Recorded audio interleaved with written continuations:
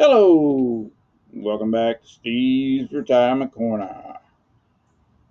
The importance of an emergency fund in retirement. Real quick, at the end of the video, I got a little personal message, and I'm hoping it's a happy surprise for some of y'all out there. I don't know what it will be, but for me it was. So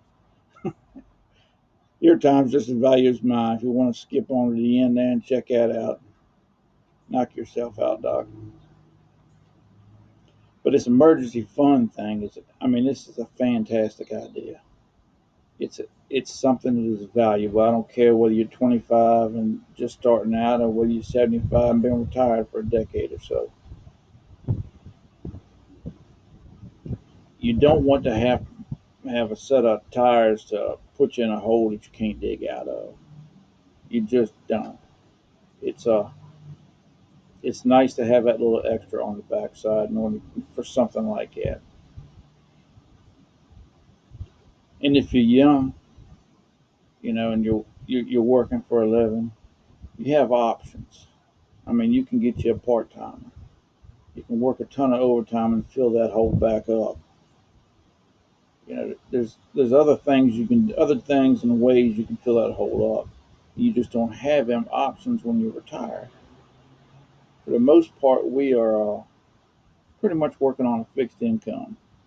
It fluctuates a little, but not like when you were retired, and you don't have too much control over it. That's why I think it's doubly important, if not more, in retirement than in your working career to have an emergency fund.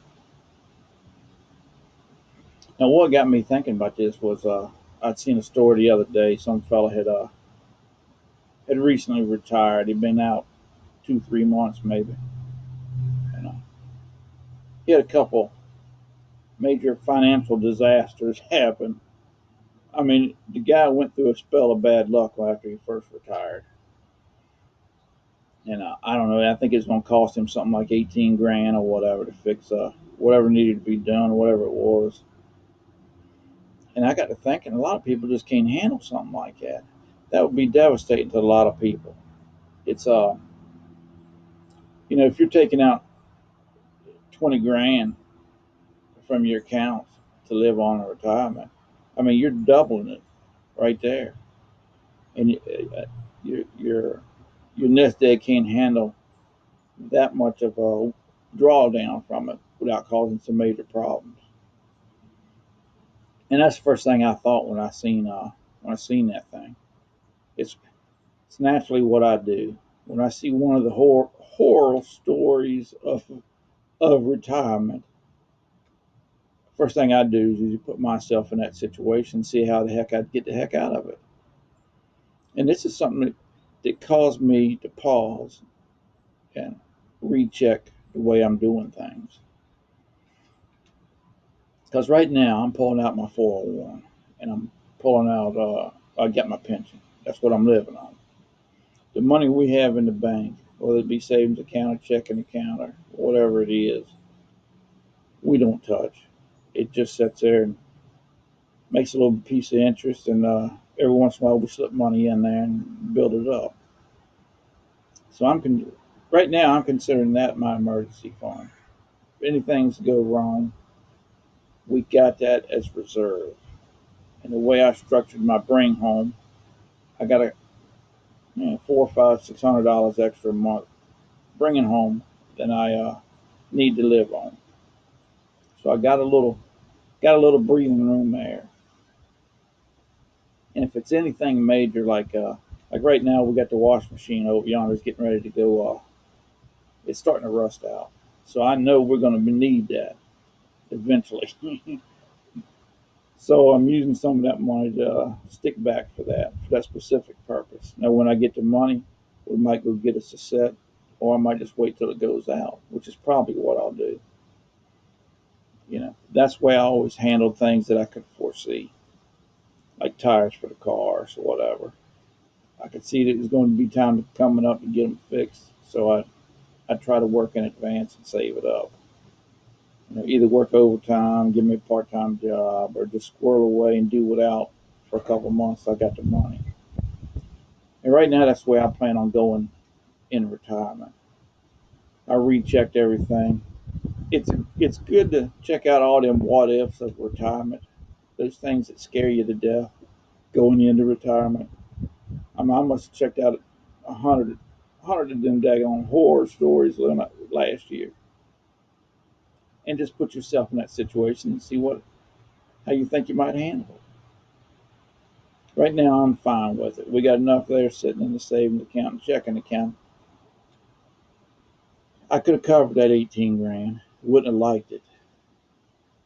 Would have been upset about it. But I got no way of rebuilding it, and that's what really bothers me. You know, I mean, getting a job is the first thing I usually used to do. I'd get a part time or work overtime.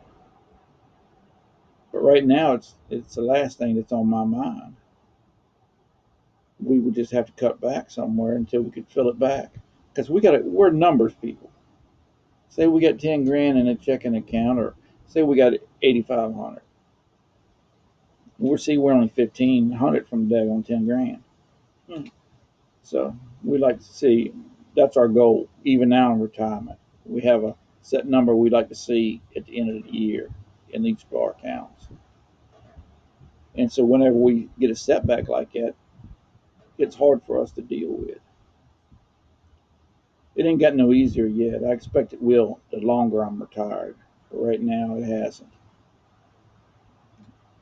So, but emergency fund in retirement is extremely necessary. I think it's a necessary evil, whether it's just a couple of grand or whether you're able to stick more than that in there, because you just don't know. It might not happen. That was maybe that was an oddball case. It's not a very big possibility, but it can. And if you're pulling out and then you have to double what you pull out that one year, that's going to be hard to recover from. Would be for us. I mean, it would be. Now, from my personal message, I just want to thank everybody for watching that mobile video the other day. It wasn't very good, but it's a learning curve. It's totally different than what I do now. This thing here, y'all see in about 15 minutes after I post it, or after I make it.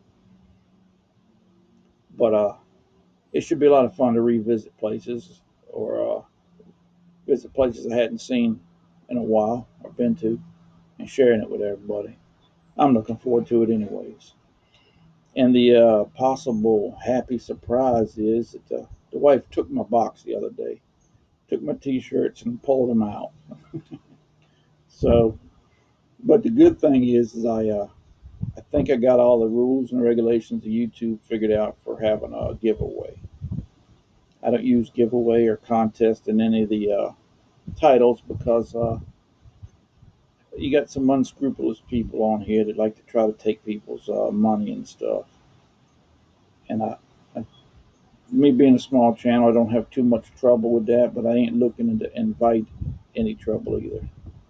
So I wanted y'all to be aware.